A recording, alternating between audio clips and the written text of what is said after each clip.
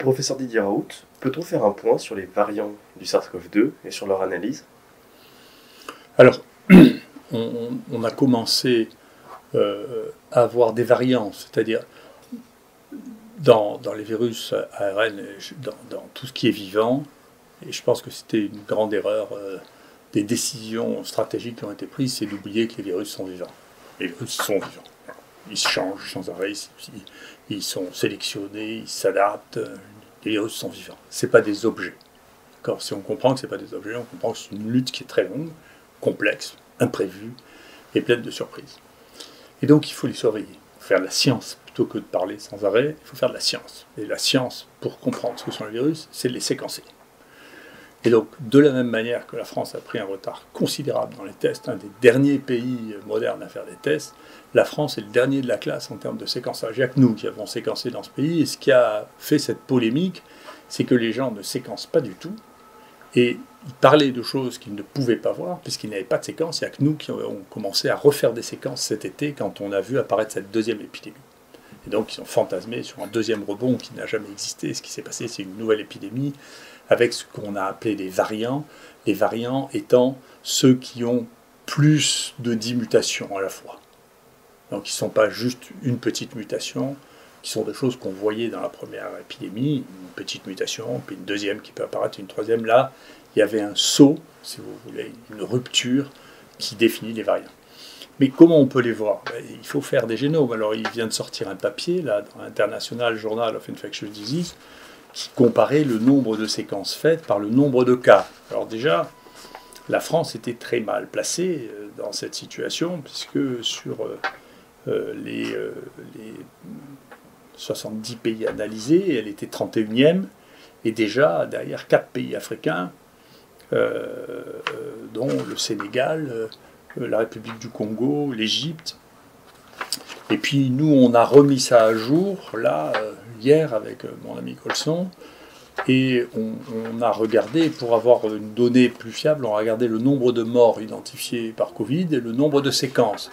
Alors, dans ces conditions, la France est 71e, derrière 18 pays africains. D'accord ? Donc, nous sommes tiers-mondisés dans ce domaine-là. Et si vous comptez que cette place est tempérée par le fait que nous avons fait plus d'un tiers des séquences ici, à l'IHU, qui sont actuellement déposées au nom de la France, vous voyez l'état, le retard colossal scientifique que ce pays a.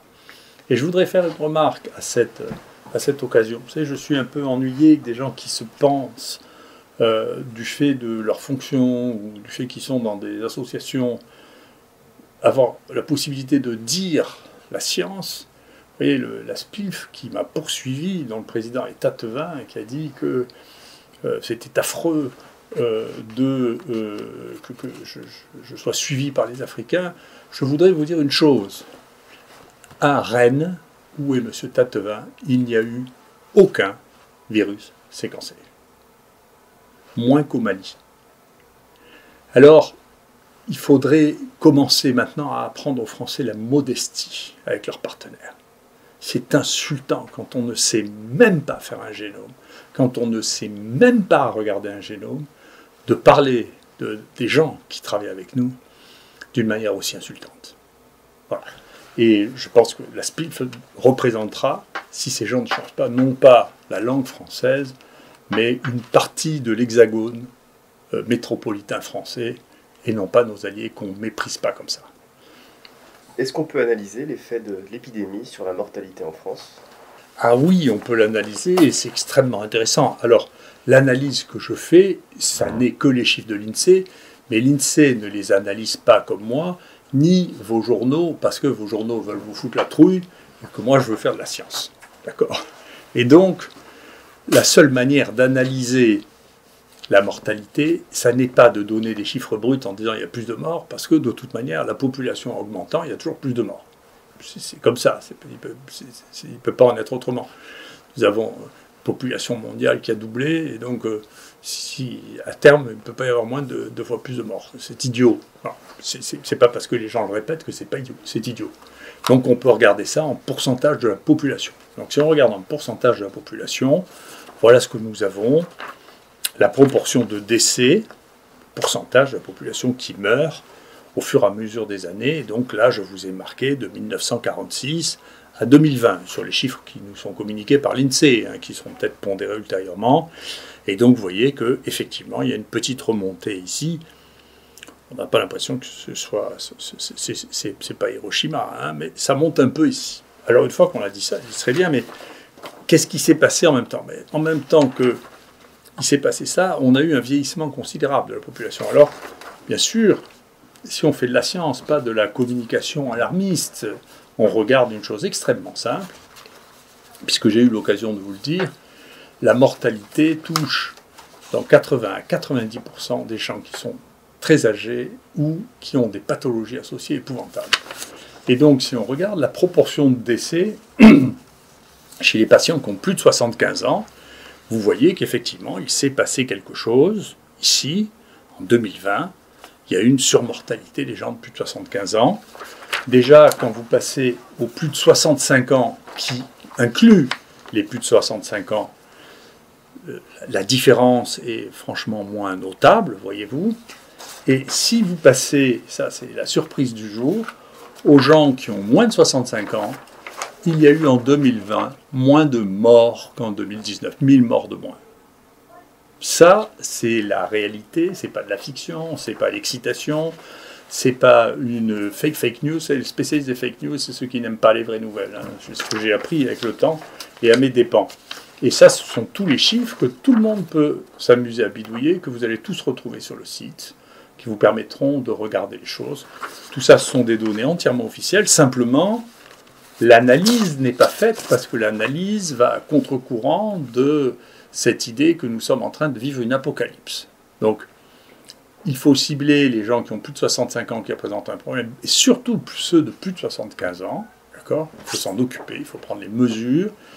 Il faudrait nous laisser, on a déjà déposé 2 projets de recherche pour traiter les gens dans les EHPAD qui ont été rejetés. Il faut pouvoir nous laisser travailler, parce que c'est un vrai domaine.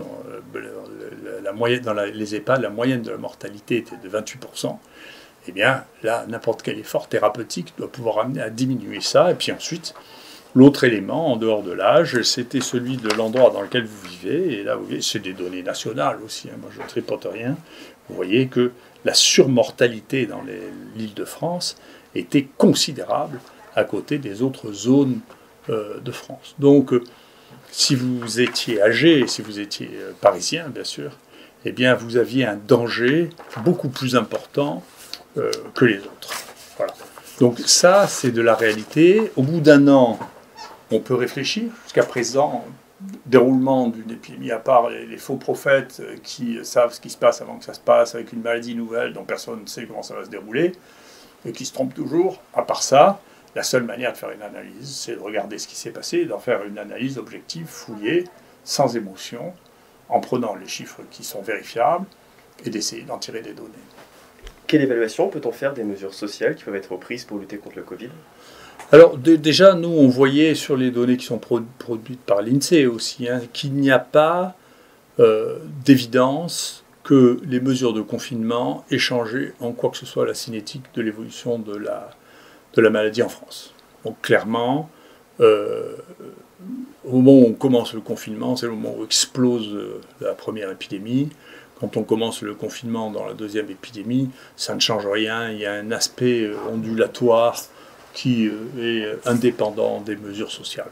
Mais mieux que ça, l'homme qui est le plus connu au monde hein, sur le mode des analyses épidémiologiques, et ça à Stanford, qui s'appelle Onidis. Ioannidis. Je vous montrerai comment on repère que les gens sont les stars mondiales en regardant les citations, le nombre de citations qu'ils ont et leur H-factor. Et vous voyez, il compare les différents pays, bien qu'ils soient américains, il inclut la France qui a pris des mesures contraignantes en regardant, voilà, comment a fait la Corée, comment a fait la France, l'Espagne, etc. Et à la fin, eh bien, il montre qu'il n'y a aucune évidence actuellement que les mesures contraignantes aient joué le moindre rôle dans le contrôle de l'épidémie, en analysant y compris la France versus la Suède, versus la Corée du Sud, versus l'Angleterre, l'Allemagne, l'Iran, l'Italie. Et donc, après, tout le monde peut avoir l'opinion qu'il a, ou je me méfie, on peut toujours sortir un exemple en disant « oui, mais là, regardez, vous comparez ça et ça », mais c'est comme le jeu de cartes que je vous ai montré, on choisit ce qu'on veut, sauf que après, si on fait une analyse massive des données, on voit ce qu'est la réalité. Et la réalité, c'est que ça n'a pas d'effet visible, ça, actuellement. Donc, globalement, pour moi, c'est les trois messages. On voit bien que la mortalité n'a pas touché les gens de moins de 65 ans. Donc, il faut se focaliser sur la possibilité de traiter les gens plus âgés. En particulier, il faut essayer de mettre quelque chose en place pour les EHPAD qui soient beaucoup plus actifs que ce que nous avons fait jusqu'à maintenant, y compris en utilisant des outils technologiques modernes de surveillance des constantes vitales. Il faut arrêter d'affoler la population et être prudent avec les mesures restrictives qui quand même relèvent de plus en plus de l'idéologie ou de l'opinion que de la réalité. Et enfin, il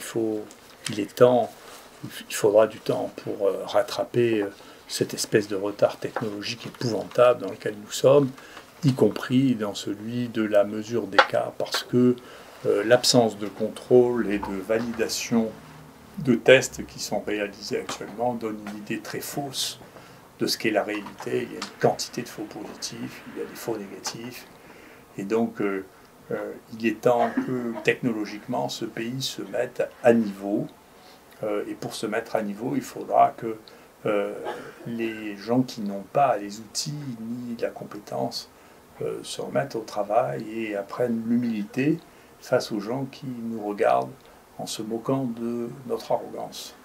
Merci beaucoup. Alors, je vais vous montrer comment est-ce qu'on fait pour savoir qui sont les chercheurs les plus influents dans le monde en fonction du nombre de citations et du nombre d'articles qu'ils ont publiés. Alors, on recherche Webometrics, ID Cited Researchers. On ouvre. Et alors là, vous avez la liste de tous les chercheurs classés en fonction de leur H-index. Le H-index, quand on a H-index de 295, comme Ronald Kessler, c'est qu'on a au moins 295 articles publiés qui ont tous été cités au moins 295 fois. Et donc, si on recherche sur cette page Ioannidis, on voit que le professeur Ioannidis, John Ioannidis de Stanford, a un H-factor de 203, ce qui est le 60e H-factor le plus élevé.